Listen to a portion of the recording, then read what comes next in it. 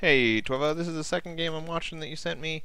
Third TvZ in a row, haha, good or bad, bad, and at least it's not Tal'Darim, you sneaky something. It's out of control. There are like 15 possible expo spots. Ah, the memories.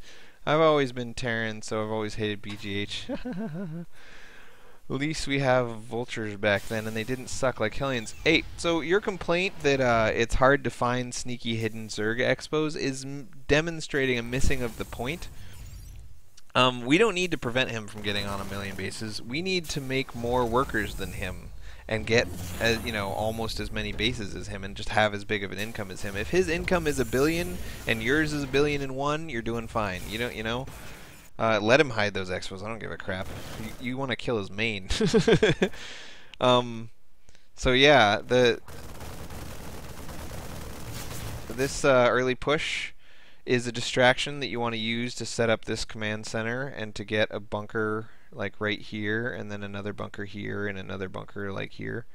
And instead you built your bunker on, or your command center on the high ground. I really dislike that because, like I said, at this point he will never ever have lings near your expo because he's got marines in his base. He can't afford to just run his lings off and go harass you, right? So this is the best defensive position you're going to be in for the entire early game as far as setting up your expo is concerned. So take advantage of it, So this is, I hope you get that queen, but you probably won't, because you can just camp it near the sunken. And you're going to stop mining. Oh, nice. That was really bad of him. This is one of those Zergs that has heard that you can get ahead of the Terran by not building the lings, and so he's going to try to get away without building the lings, and then he's just going to give up. He's going to say, you know what, I need the lings after all. And bam, the second he queues up those 16 lings, you basically won this entire game if you play your cards right. Now obviously, if you play your cards right is why you're asking me for help on this build. I think that the double gas, you want the double bunker before the double gas, and you might even want a third racks to start before the double gas. Gas is it's a tricky business.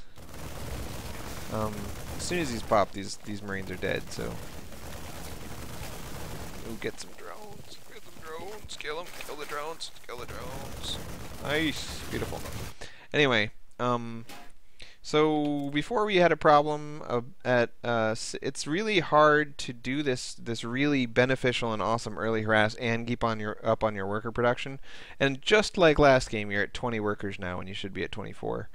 And that's a really big deal because most Zergs, if we leave them alone until 10 minutes, are going to have 50-ish workers, right?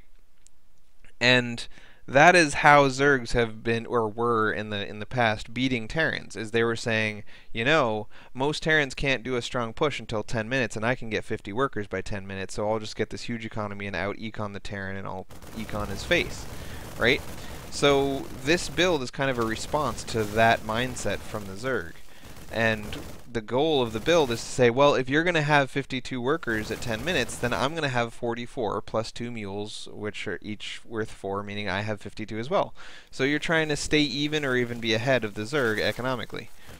And all of that relies on not missing any SCV production queues. So you notice how your money is up to 600? I want you to queue up a ton of SCVs during this early harass. Because if you're down here looking at your marines all the time, you're not watching your base. And it's cool if you accidentally make this racks late, or you accidentally get the engineering bays late, or you accidentally throw down the double gas late. You can do everything late. The only things you can't afford to do late are queue up SCVs, secure your expo, and get your first bunker. Everything else you can leave until you're done harassing, and you will not. You'll be a tiny bit behind, but it won't matter. But always keep SCVs queued up, man. Queue all the way up to 5 while you're busy elsewhere. It's fine. You have the money to spare, obviously, or else you wouldn't have $600 in the bank. So when you make when you realize you've forgotten SCVs forever and you're like, oh no, I forgot SCVs forever, I should queue up some SCVs. Don't queue up 1, queue up 3, queue up 5. And this is the problem. Like I said, you forced him to overreact, which is awesome. That's exactly what you want to do. But then you want him to say, oh, I overreacted and made a bunch of lings, now I gotta go attack with them, and come up here and see, he's got 3 bunkers and a ton of marines and an expo already mining. Shoot, now I feel behind because he's got an expo. So what am I going to do? I'm going to morph a bunch of banelings and go try to bust him. Oh, he's got a baneling maze and a bunch of marines all spread out, and then 3 bunkers that are not within splash distance of each other. And, you know, that's what we're relying on. So definitely stop making this mistake of you're like, oh, I'm not building SCVs, I'm going to make 1. And now look, he's done, and there's nothing going on here, and there's nothing going on, and now you're going to make 1. Don't queue up 1. Never queue up 1. Any time you look at your command center to make SCVs, queue up 3, you know? A minimum of 2, probably 3 almost every time, and 5 when you know you've got things going on. And on top of that, I mean, look at this. We're at 8 minutes, you want 30, and you have 24, even though you have an extra command center, 25, so... It's a big deal, missing these SCVs. You're staying a little bit behind him economically when you don't have to. But there's another problem, which is that if you did have the 30 that you're supposed to have at this moment, you'd have 30 SCVs on 1 base. You didn't secure this expo during that beautiful, safe expo timing of when your marines are down here making sure that you can secure the expo safely.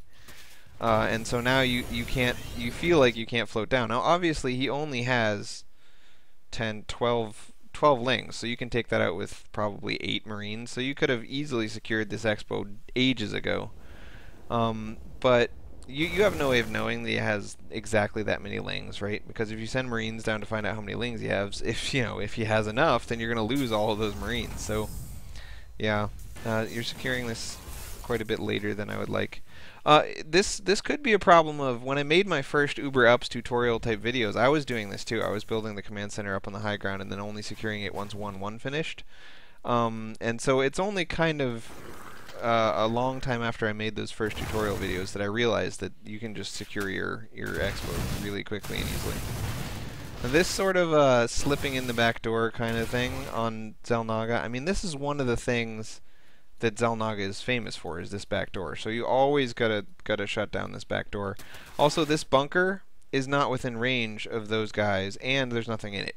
So you always want to build the bunker here, exactly horizontally adjacent to the gas, so that your guys mining gas are walking around on top of the bunker or under the bunker. And the reason for that is by putting it here, you can reach 6 range, so you can reach all of your workers, you know, or all of the left side workers. And if you have a bunker shooting at the lings, then when he brings them in to kill your SCVs, and he tells them to move here and then attack move, they're gonna start attack moving.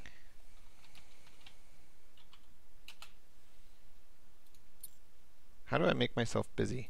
They're gonna start moving towards the bunker, so he's gonna have to focus fire 1 SCV with all of his marines, all of his lings. And so he's going to do a lot less damage. So it's really important to always have 1 bunker that is firing at the workers.